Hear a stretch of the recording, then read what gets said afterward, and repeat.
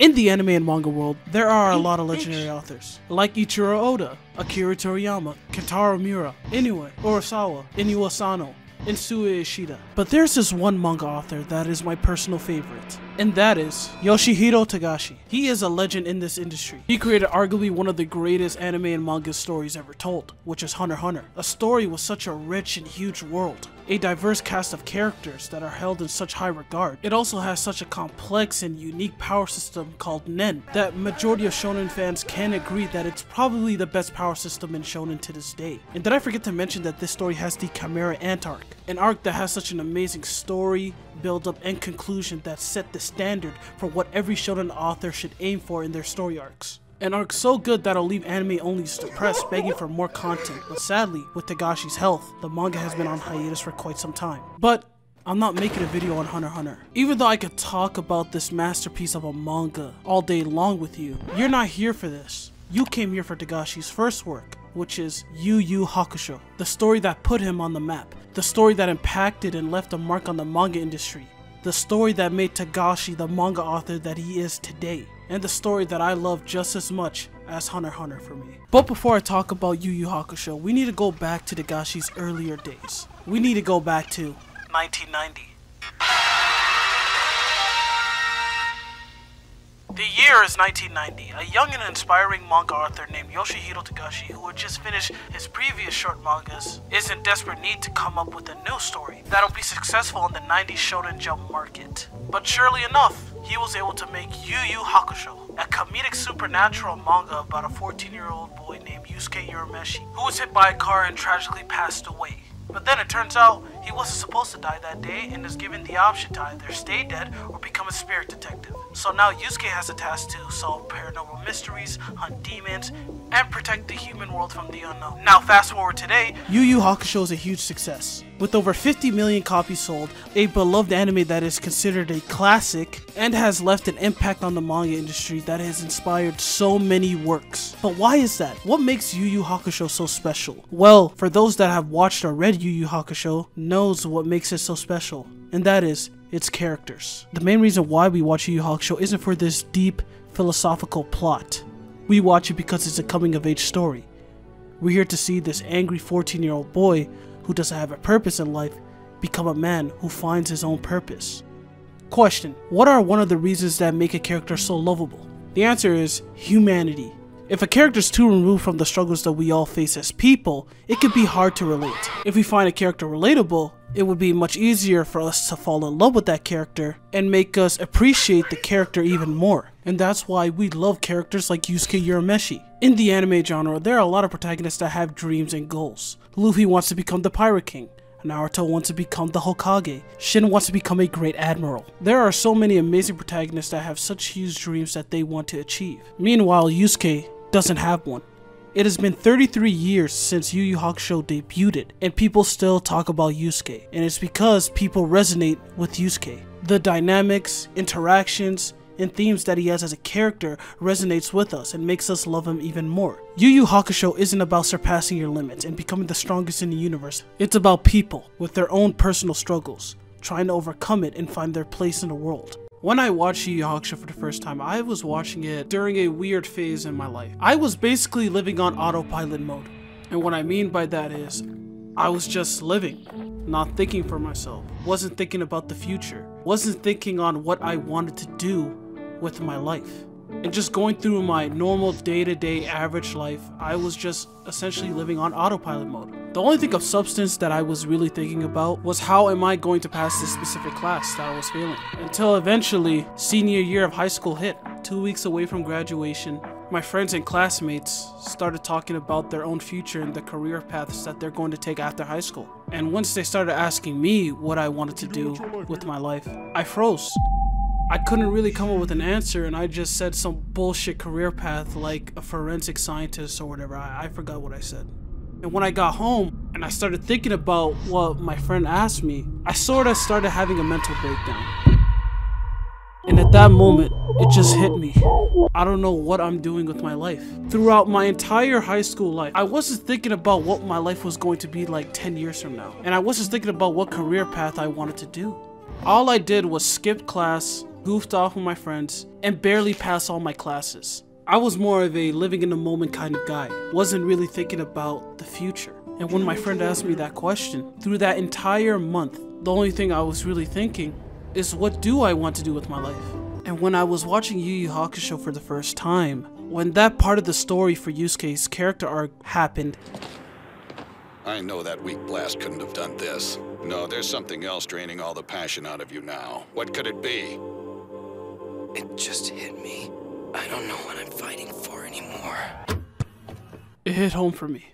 My favorite aspect of Yu Yu Hakusho is when the characters are having an existential crisis. Instead of just taking the lazy route by making the characters one-dimensional and copy and paste whatever is successful during that time in Shonen Jump, instead of just doing that, Togashi would just have moments letting the characters breathe, have slice-of-life chapters and episodes of where the main cast would just hang out and play off each other really well. And Togashi would be so good at this that, in my opinion, this is probably the most accurate depiction of teenagers in Shonen Jump. Instead of just being over the top and feel really cartoony, which, don't get me wrong, Yu Yu Hakusho definitely does have those moments, you couldn't help but think to yourself, man, these characters feel like real people to me. The way how they talk, act, interact with each other, and banter like how a real friend group would. And I believe that the anime enhanced this even further, especially with the English dub. But the best part about it is when Togashi would put those characters in such vulnerable places and have them question themselves. Questions like, what is my purpose? What is my goal? And what am I going to do with my life after I reach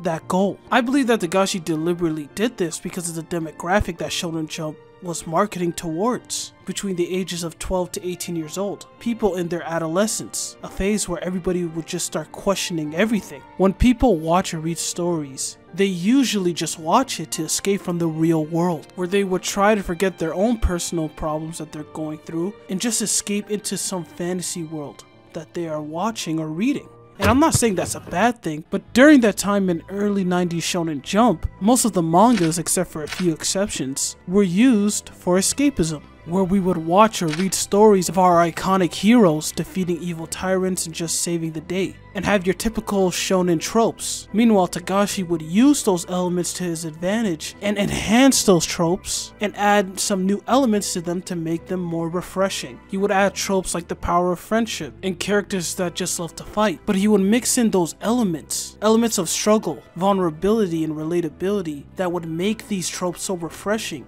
making you expect that they're gonna be this typical one-dimensional, bland, boring character.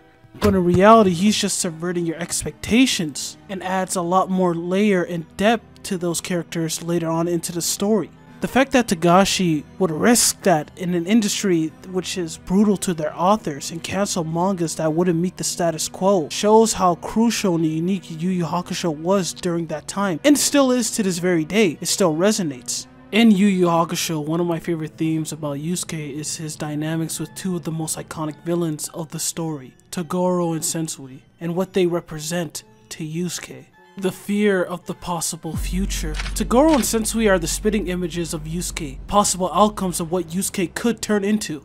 With Toguro, he lost his students to a bloodthirsty demon, and after seeking vengeance, he also turned himself into a demon. He threw away his pride, soul, and friends to pursue strength, to never feel pain again. And yet, even though he got the strength that he desired, even to this day, he is still suffering. He still has that emotional trauma of him losing his students, and the guilt is still eating him alive. With Sensui, he was a spirit detective like Yusuke. He spent his whole life as a protector of mankind against demons, but in truth, he found that the humans that he was protecting were the monsters. His mind-bending realization drove Sensui to murder every one of those humans in the Black Club at that night, fracturing his mind. And ever since then, he has been descending into this disturbing and unstable path of finding his identity and wanting the death and destruction of humanity, which forces Yusuke to take these guys head on and face the fears that he might turn out like them in the future. But how are they similar to Yusuke? Or how could those two outcomes be the potential future for Yusuke? Well, Yusuke had the similar mindset as Toguro, and in fact, he even looked up to him. Yusuke wanted to be like him. He liked the fact that Toguro could do whatever he wanted because of the strength that he had. But once Yusuke found out that he threw everything away to achieve that strength and completely discard his humanity, Yusuke realized on how foolish Toguro actually is. Sensui, who was a spirit detective like Yusuke, had a black and white view of the world. Humans are good, demons are bad. And when he found out that the humans that he was protecting are capable of committing the same crimes as the demons that he has been condemning through his entire life, Sensui had an entire mental breakdown, and it changed him for the worst. Yusuke also had the same outlook as Sensui had at first, but once he started interacting with demons and seeing the humanity in them, his entire worldview changed for the better, and it made Yusuke see the nuances in life in general. It's interesting that the same fears that Toguro and Sensui had, Yusuke had similar fears as well. But unlike Toguro and Sensui, Yusuke is open to taking those fears head on. And when he does take them on, it doesn't change him for the worse, and if anything, it changes him for the better. But there's also this one theme I didn't mention, the fear of the unknown. Throughout the entirety of Yu Yu Hakusho, Yusuke has always had a reason to fight. He always had a reason to be angry.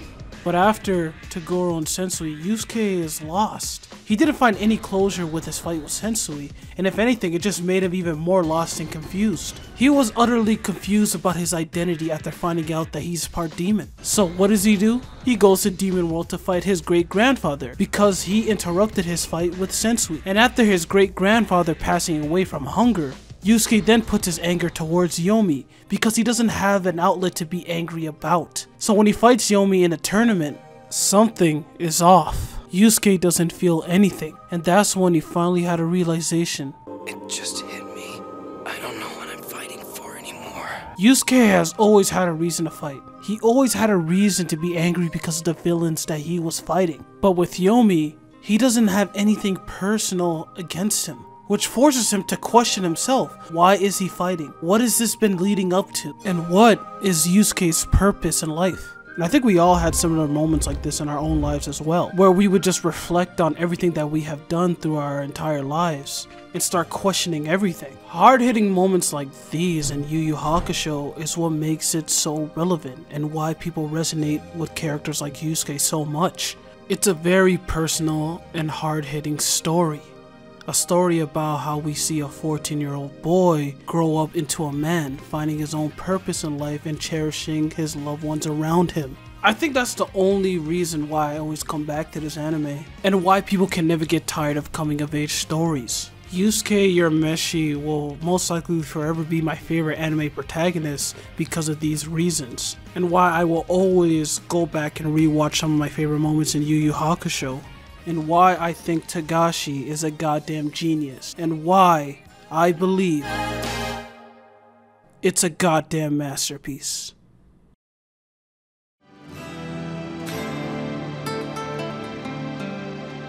As a 14-year-old boy, Yusuke Urameshi was struck by a car. Now, with friends and memories locked in his heart, he looks ahead to a new adventure, being all grown up.